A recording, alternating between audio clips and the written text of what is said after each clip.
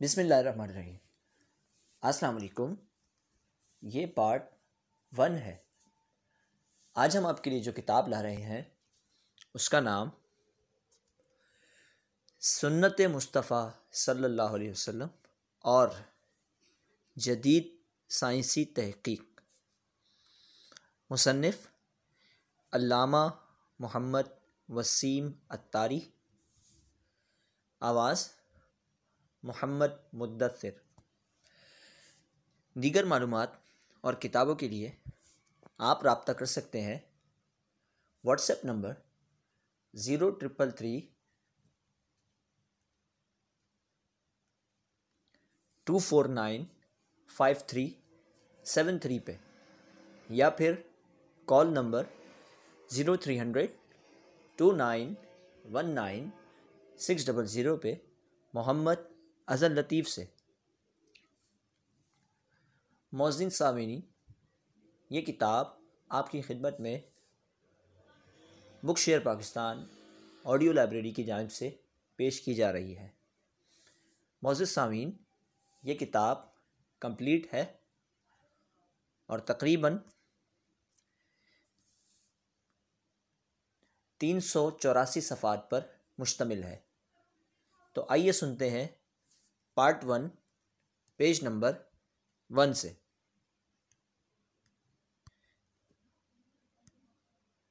احادیث مبارکہ۔ حضرت سیدنا بلال بن حارث مزنی رضی اللہ تعالی عنہ سے روایت ہے کہ سرکار اعظم صلی اللہ تعالی علیہ وسلم نے ارشاد فرمایا، جس نے میری سنت کو رواج دیا جو میرے بعد متروک ہو گئی تھی، تو اس کو اس سنت پر عمل کرنے والوں کے ثواب کے برابر ثواب ملے گا۔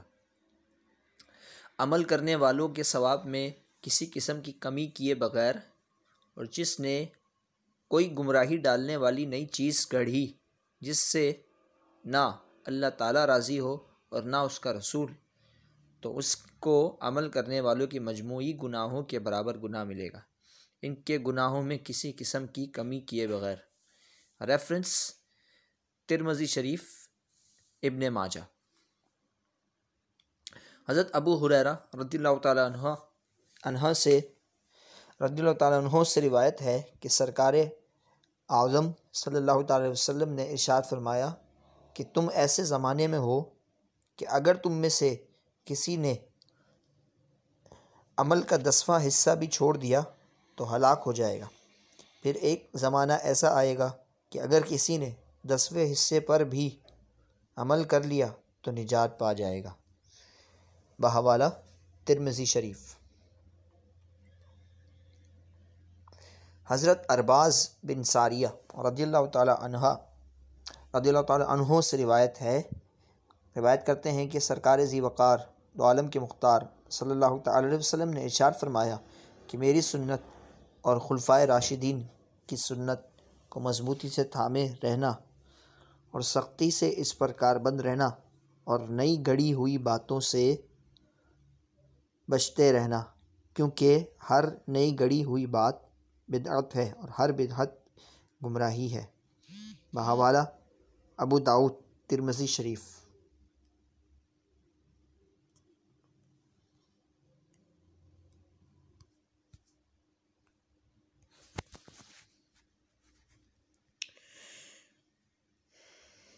دیگر احادیث مبارکہ میں بھی حضور اکرم صلی اللہ تعالی علیہ وسلم نے اپنی سنتوں پر عمل کرنے کا حکم فرمایا اور اسے نجات کا راستہ، صراط مستقیم اور مشکلات کا حل ارشاد فرمایا ہے۔ سرکار اعظم صلی اللہ تعالی علیہ وسلم کی سنت فلاح کا راستہ ہے، ہدایت کا نور ہے، کامرانی اور کامیابی کی طرف جانے کا راستہ ہے، معرفت الہی کا خزانہ ہے، عاشقوں کے دلوں کا چین ہے، بیماریوں سے بچاؤ کا ذریعہ ہے، پریشان حالوں کے لیے دکھ کا مداوا ہے، محبت رسول صلی اللہ تعالی علیہ وسلم کی کنجی ہے، قرب رسول کا ذریعہ ہے، دعوی محبت کی دلیل ہے، ظلمت کے اندھیرے میں نور ہے، اور سب سے بڑی بات یہ کہ اللہ تبارک و تعالیٰ کی رضا کا باعث ہے۔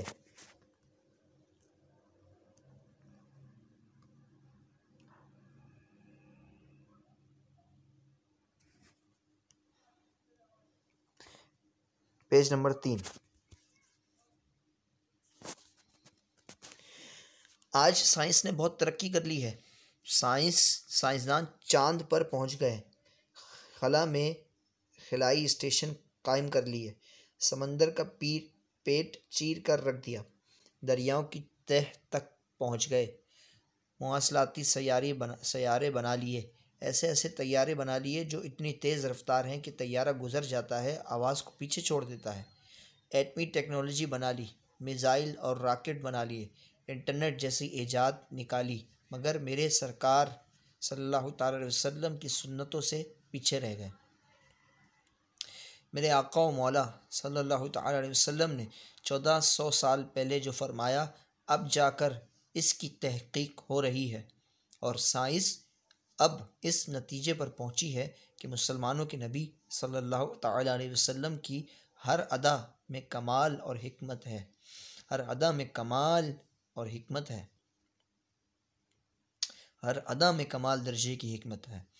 ایک سائنسدان نے تو یہاں تک لکھ دیا کہ مسلمانوں کو علاج کی کوئی ضرورت نہیں، کیونکہ ان کے نبی صلی اللہ تعالی علیہ وسلم کی تعلیمات پر عمل ان کے لیے بیماری سے شفا ہے، پریشانیوں سے رہائی اور حکمتوں کا سرچشمہ ہے۔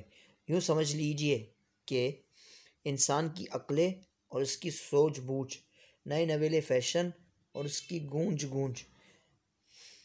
اداور کی ترقیاں اور اس کی وسعتیں جس میں آ کر سمٹ جائیں وہ ہیں سنتیں، محبوب کی سنتوں کا وہ ہے سمندر، عاشق کے لیے سیرابی ہے جس کے اندر، یہ اس ہستی کی سنتیں ہیں، اللہ اکبر۔ سائنس نے بھی گھٹنے ٹیک دیے جس کے در پر، پھر کیوں نہ کریں عمل مسلمان اس پر، ہے قرب مصطفیٰ رضائے الہی جس کے اندر۔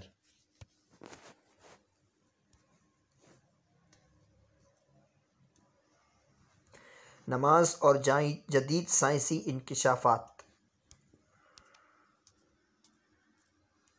Page number 4۔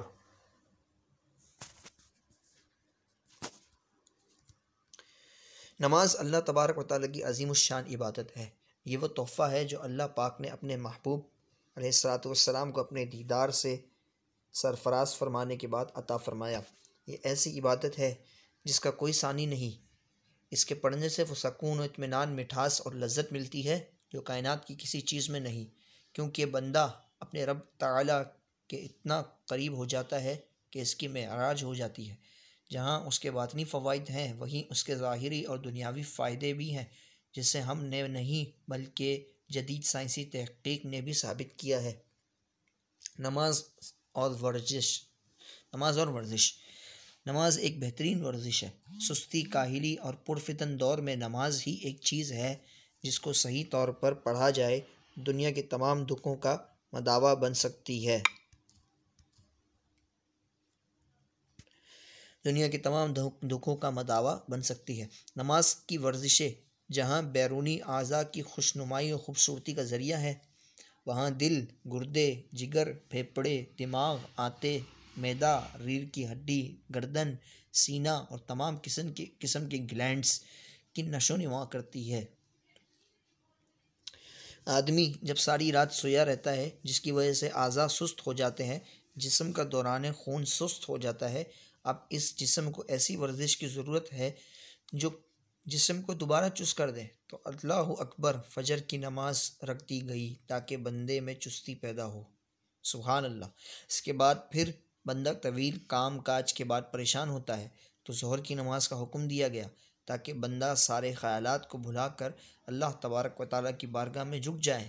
عصر کا وقت جب آتا ہے تو عصر کی نماز کا حکم ہوتا ہے تاکہ بندہ سبھی طریقے سے اپنے رب عز و جل کی یاد میں رہے، غافل نہ ہو، اور یہی کیفیت مغرب کی بھی ہے۔ اس کے بعد بندہ کھانا کھاتا ہے، پھر عشاء کی نماز کا وقت ہوتا ہے۔ اس میں زیادہ رکعتیں ہیں تاکہ آدمی جو کھانا کھاتا ہے وہ اس کی برکت سے ہضم ہو جائے، کیونکہ جو کھانا جسم میں ہضم نہیں ہوتا وہ طرح طرح کی بیماریوں کا باعث بنتا ہے۔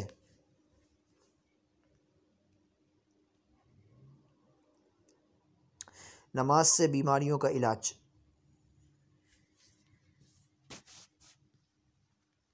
صفحہ نمبر 5۔ نماز سے بیماریوں کا علاج۔ ایک Pakistani doctor Majid physio therapy میں اعلیٰ ڈگری کے لیے یورپ گئے۔ ایک Pakistani doctor Majid physio therapy میں اعلیٰ ڈگری کے لیے یورپ گئے۔ جب وہاں ان کو بالکل نماز کی طرح ورزش سکھائی گئی تو یہ اس ورزش کو دیکھ کر حیران رہ گئے کہ ہم نے آج تک نماز کو ایک دینی فریضہ سمجھا اور ادا کیا، لیکن یہاں تو عجیب و غریب انکشافات ہیں کہ ورزش کے ذریعے تو بڑے بڑے امراض ختم ہو جاتے ہیں، جیسا کہ دماغی بیماریوں، اعصابی امراض، نفسیاتی امراض، بے چینی، دل کے امراض، جوڑوں کے امراض، معدے اور السر کی شکایت، شوگر، آنکھیں اور گلے کے بیماریوں سے انسان محفوظ ہو جاتا ہے۔ وہ سب ورزشیں حالت نماز میں موجود ہیں۔ قیام اور سائنسی تحقیق۔ قیام میں نمازی جس حالت میں ہوتا ہے، اگر روزانہ 45 منٹ اسی حالت میں کھڑا رہے تو دماغ اور اعصاب میں زبردست قوت اور طاقت پیدا ہوتی ہے۔ قوت فیصلہ اور قوت مدافعت میں زیادتی ہوتی ہے۔ رکوع اور سائنسی تحقیق۔ رکوع کے متعلق سرجنز کا بیان ہے کہ رکوع سے کمر کے درد کے مریض یا ایسے مریض جن کے حرام مغز میں ورم ہو گیا ہو، بہت جلد صحت یاب ہو جاتے ہیں۔ رکوع سے دماغ اور آنکھوں کی طرف دوران خون کے بہاؤ کی وجہ سے دماغ و نگاہ کی کارکردگی میں اضافہ ہوتا ہے۔ سجدہ اور سائنسی تحقیق۔ نمازی جب سجدہ کرتا ہے تو اس کے دماغ کی شریانوں کی طرف خون زیادہ ہو جاتا ہے۔ جسم کی کسی بھی پوزیشن میں خون دماغ کی طرف زیادہ نہیں جاتا۔ صرف سجدے کی حالت میں دماغ، اعصاب، آنکھوں اور سر کے دیگر حصوں کی طرف خون متوازن ہو جاتا ہے، جس کی وجہ سے دماغ اور نگاہ بہت تیز ہو جاتے ہیں۔ سلام پھیرنا اور سائنسی تحقیق۔ ڈاکٹر عبد الواحد کی ریسرچ ہے کہ سلام پھیرنے کے لیے نمازی کو سر دائیں بائیں کرنا پڑتا ہے، تو ایسا کرنے والا دل کی بیماریوں اور اس کی اندرونی پیچیدگیوں سے ہمیشہ بچا رہتا ہے اور بہت کم ان بیماریوں میں مبتلا ہوتا ہے۔ نماز تہجد اور سائنسی تحقیق۔ صفحہ نمبر 6۔ نماز تہجد اور سائنسی تحقیق۔ تہجد کی نماز کے بارے میں جدید تحقیق ہے کہ پچھلی رات کو جاگنے سے انسانی جسم پر مندرجہ ذیل فوائد مرتب ہوتے ہیں۔ دل کے امراض کے لیے تریاق اعظم ہے، اعصابی کھچاؤ اور جکڑاؤ کے لیے مفید ہے، دماغی امراض خاص طور پر پاگل پن کے لیے آخری علاج ہے، نگاہوں کا علاج ہے، خاص طور پر جن کی نگاہ میں دو چیزیں نظر آتی ہیں، انسانی جسم میں نشاط و فروخت اور غیر معمولی طاقت پیدا کرتا ہے جو سارا دن اسے حشاش بشاش رکھتی ہے۔ ایک فزیشین اور نماز۔ ایک مشہور ڈاکٹر نے اپنے اعصاب کی کمزوری، جوڑوں کے درد اور دیگر عضلاتی امراض کے لیے اپنا علاج نماز کے ذریعے کیا۔ مسلسل نمازی علاج کے بعد وہ صحت مند ہو گیا اور تمام ادویات کا استعمال چھوڑ کر صرف نماز کے زیر علاج رہنے لگا۔ فجر کا وقت اور سائنسی تحقیق۔ نماز فجر اس وقت ہوتی ہے جب رات ڈوبنے کو ہوتی ہے اور اس وقت آدمی رات کے سکون اور آرام کے بعد اٹھتا ہے۔ سائنس اور حفظان صحت کا اصول ہے کہ کسی بھی ورزش کو کرنے کے لیے آہستہ آہستہ اپنی رفتار قوت اور لچک میں اضافہ کیا جائے، حتیٰ کہ دوڑنے کے لیے بھی یہ ضروری ہے کہ اس میں پہلے آہستہ آہستہ دوڑے، پھر تیز اور پھر سبق رفتار بن جائے۔ صبح کی نماز کا بنیادی مقصد انسان کو طہارت اور صفائی کی طرف مائل کرنا ہے۔ بیکٹیریا کی ایک قسم رات سوتے وقت منہ میں پیدا ہو جاتی ہے اور وہ غضلاب یا پانی کے ذریعے اندر چلی جائے تو معدے کی سوزش اور آنتوں کے ورم اور السر کے خطرات بڑھ جاتے ہیں۔ ظہر کا وقت اور سائنسی تحقیق۔ سورج کی تمازت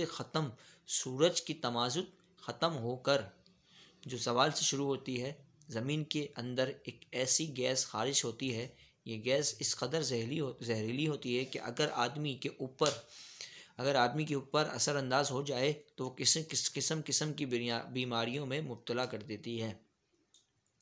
دماغی نظام اس قدر درہم برہم ہو جاتا ہے کہ آدمی پاگل پن کا گمان کرنے لگتا ہے۔ جب کوئی بندہ ذہنی طور پر عبادت میں مشغول ہو جاتا ہے تو اسے نماز کی نورانی لہریں اور اس خطرناک گیس سے محفوظ رکھتی ہے۔ اب نورانی لہروں سے یہ زہریلی گیس بے اثر ہو جاتی ہے۔ اثر کا وقت اور سائنسی تحقیق۔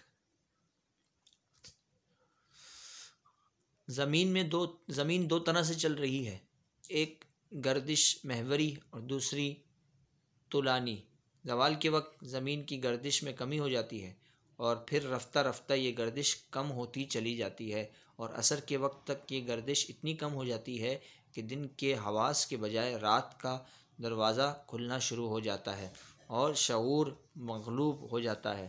ہر ذی شعور انسان اس بات کو محسوس کرتا ہے کہ عصر کے وقت اس کے اوپر ایسی کیفیت طاری ہوتی ہے جس کو وہ تھکان، بے چینی اور اضملال کا نتیجہ قرار دیتا ہے۔ عصر کی نماز شعور کو اس حد تک مزمل ہونے سے روک دیتی ہے جس سے دماغ پر خراب اثرات مرتب ہوں۔ وضو اور عصر کی نماز قائم کرنے والے بندے کے شعور میں اتنی طاقت آ جاتی ہے کہ وہ لاشعوری نظام کو آسانی کے ساتھ قبول کر لیتا ہے اور اپنی روح سے قریب ہو جاتا ہے، دماغی روحانی تحریکات قبول کرنے کے لیے تیار ہو جاتا ہے۔ مغرب کا وقت اور سائنسی تحقیق۔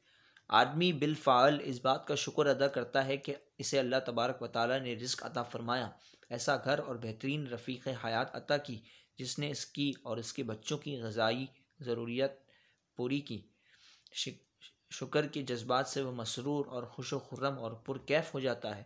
اس کے اندر خالق کائنات کی وہ صفات متحرک ہو جاتی ہیں جن کے ذریعے کائنات کی تخلیق ہوئی۔ جب وہ اپنے گھر والوں کے ساتھ پرسکون ذہن سے محو گفتگو ہوتا ہے تو اس کے اندر کی روشنیاں بچوں میں براہ راست منتقل ہوتی ہیں، اور ان روشنیوں سے اولاد کے دل میں ماں باپ کا احترام اور وقار قائم ہوتا ہے۔ بچے غیر ارادی طور پر ماں باپ کی عادتوں کو تیزی کے ساتھ اپنے اندر جذب کرتے ہیں، اور ان کے اندر ماں باپ کی حمیت و عشق کا جذبہ پیدا ہوتا ہے۔ مختصر یہ کہ مغرب کی نماز صحیح طور پر اور پابندی کے ساتھ ادا کرنے والے بندے کی اولاد بہت سعادت مند ہوتی ہے اور ماں باپ کی خدمت کرتی ہے۔ عشاء کا وقت اور سائنسی تحقیق۔ آدمی جب اپنے کاروبار سے فارغ ہو کر گھر آتا ہے اور کھانا کھا کر آرام کرنے کے لیے لیٹ جاتا ہے، جس کی وجہ سے مہلک امراض پیدا ہوتے ہیں۔ عشاء کی نماز پڑھنے سے یہ فائدہ ہوتا ہے کہ آدمی جسمانی امراض سے بچ جاتا ہے، بلکہ سارا دن کی بے سکونی اور پریشانی کے بعد نماز عشاء میں سکون اور قرار محسوس کرتا ہے۔ اللہ اکبر! کیا شان ہے کہ بندہ ظاہری اور باطنی دونوں طرف سے فائدہ حاصل کر رہا ہے۔ موجودہ سائنسی تحقیق نے بھی اس بات کو تسلیم کیا ہے، مگر افسوس لوگ پھر بھی نماز سے غافل ہیں۔ وہ وقت کب آئے گا جب ہر مسلمان نماز پابندی کے ساتھ ادا کرے گا؟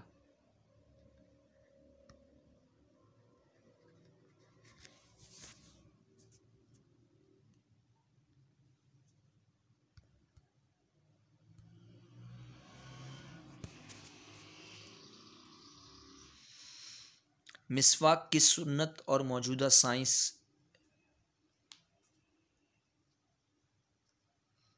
صفحہ نمبر 8۔ مسواک حضور اکرم صلی اللہ تعالیٰ علیہ وسلم کی وہ سنت مبارکہ ہے جسے ساری زندگی آپ صلی اللہ تعالیٰ علیہ وسلم نے اپنائے رکھا، یہاں تک کہ بوقت وصال بھی آپ علیہ الصلوۃ والسلام نے مسواک استعمال فرمائی۔ حدیث شریف۔ حضرت ابن عمر رضی اللہ تعالیٰ عنہ سے منقول ہے کہ سرکار ذی وقار دو عالم کے تاجدار، مدینے کے تاجدار صلی اللہ تعالیٰ علیہ وسلم نے ارشاد فرمایا کہ مسواک کا استعمال اپنے لیے لازم کر لو، کیونکہ اس میں منہ کی پاکیزگی اور اللہ عز و جل کی خوشنودی ہے۔ بہاوالہ بخاری شریف۔ جدید تحقیق۔ ایک صاحب منہ کی بدبو کے لیے اعلیٰ قسم کے ٹوتھ پیسٹ استعمال کر چکے تھے، ادویات، منجن اور طرح طرح کے دافع تعفن ادویات استعمال کی، انہوں نے مشورہ کیا تو پیلو کا مسواک استعمال کرنے کا مشورہ دیا گیا، اور ساتھ ہی یہ احتیاط بتائی گئی کہ روزانہ مسواک کے ریشے نئے ہوں، یعنی روزانہ ریشوں کو کاٹتے رہے اور نئے ریشے استعمال کرتے رہیں۔ یہ ہر آدمی کے لیے ضروری ہے، ورنہ مسواک کے فوائد مطلوب سے محرومی رہی ہوگی۔ تھوڑے عرصے بعد وہ شخص تندرست ہو گیا۔ مسواک بلغم اور قوت حافظہ۔ حضرت علی کرم اللہ وجہ الکریم فرماتے ہیں کہ مسواک قوت حافظہ کو بڑھاتی ہے اور بلغم کو دور کرتی ہے۔ جدید تحقیق: دائمی نزلے کے وہ مریض جن کا بلغم رکا ہوا ہوتا ہے، جب وہ مسواک استعمال کرتے ہیں تو بلغم اندر سے خارج ہو جاتا ہے، جس سے دماغ ہلکا ہوتا ہے۔ ایک پیتھالوجسٹ کہنے لگے کہ میرے تجربے اور تحقیق میں یہ بات واضح ہو چکی ہے کہ مسواک دائمی نزلے کے لیے تریاق ہے، حتیٰ کہ اس کے مستقل استعمال سے ناک کے آپریشن اور گلے کے آپریشن کے چانس بہت کم ہو جاتے ہیں۔ مسواک کے ریشے نرم ہوتے ہیں اور اس کے اندر کیلشیم اور فاسفورس پایا جاتا ہے۔ پنجاب کے علاقوں میں یہ درخت اکثر شور اور کلرزد ویران علاقوں میں پائے جاتے ہیں اور ماہرین ارضیات کی جدید تحقیق سے یہ بات ثابت ہو چکی ہے کہ دماغ کی خوراک اور معاون جہاں اور بہت سی چیزیں ہیں، وہاں فاسفورس بھی ہے، اور یہ فاسفورس لعاب اور مساموں کے ذریعے دماغ تک پہنچتا ہے، اس لیے دماغ طاقتور اور قوی ہو جاتا ہے۔ مسواک دانتوں کی مضبوطی اور پیلاہٹ ختم کرنے کا ذریعہ۔ صفحہ نمبر 9۔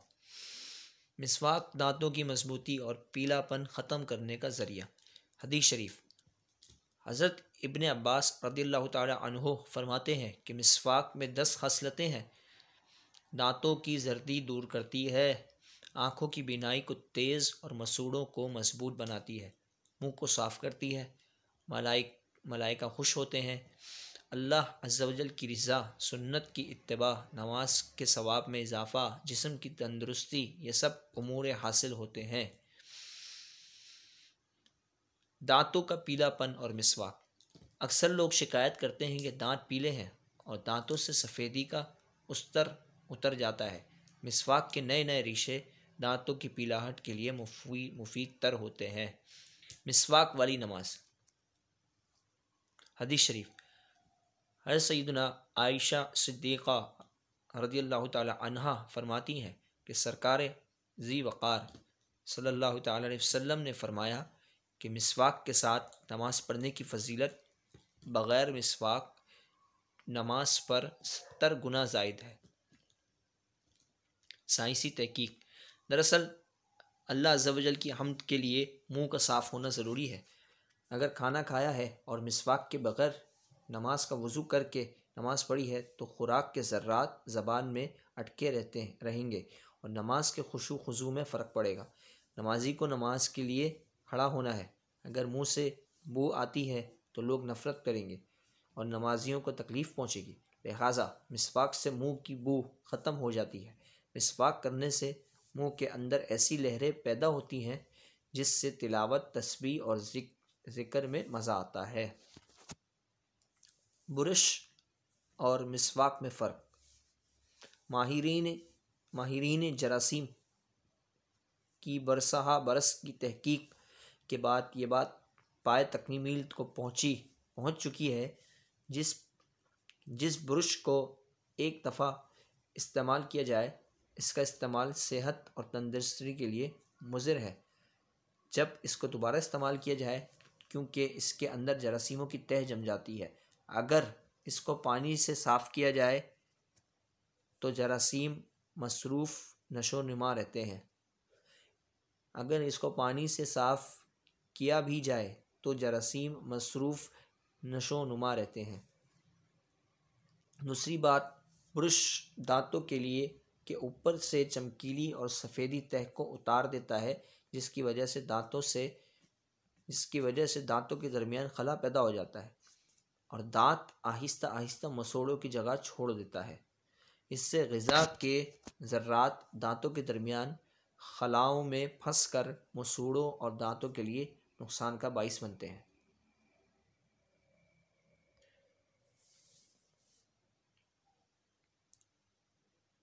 مسواک اور سائنس۔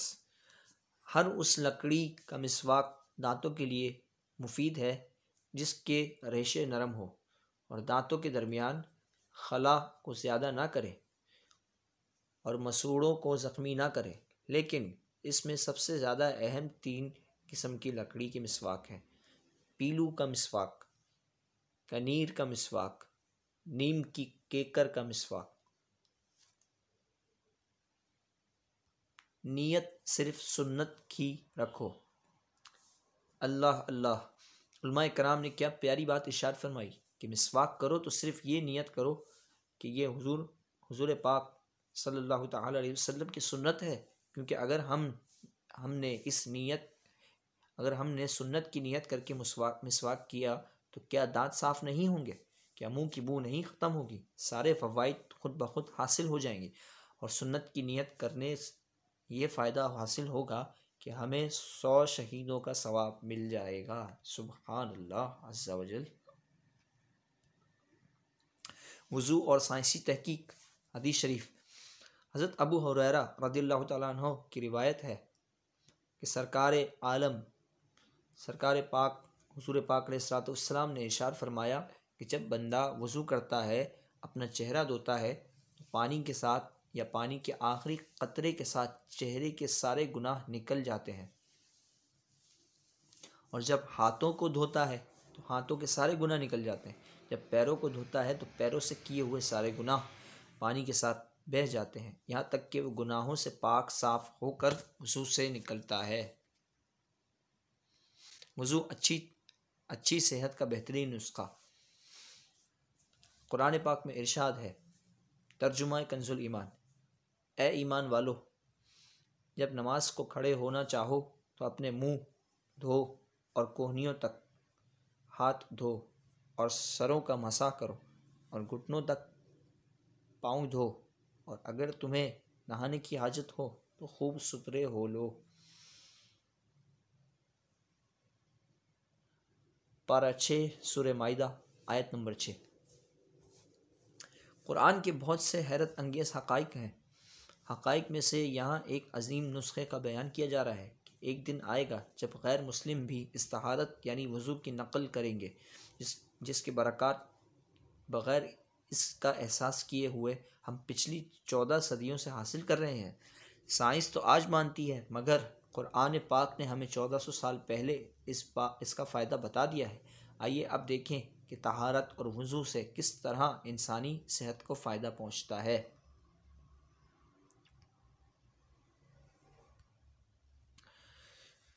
وضو کے 3 اہم فائدے۔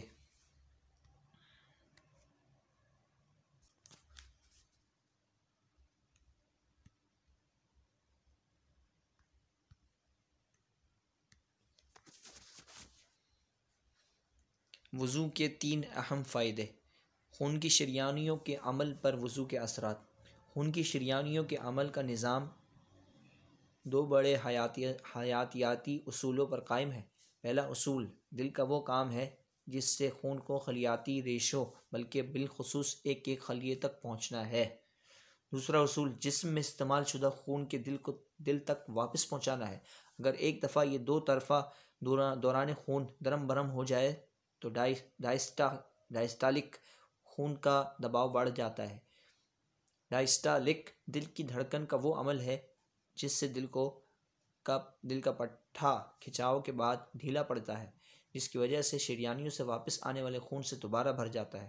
خون کے اس دباؤ کے بڑھنے سے بڑھاپے کے عمل میں تیزی آ جاتی ہے، بلکہ موت کی آمد کی رفتار میں بھی اضافہ ہوتا ہے۔ اس 2 طرفہ خون کا سب سے اہم پہلو کیا ہے؟ اس سوال کا جواب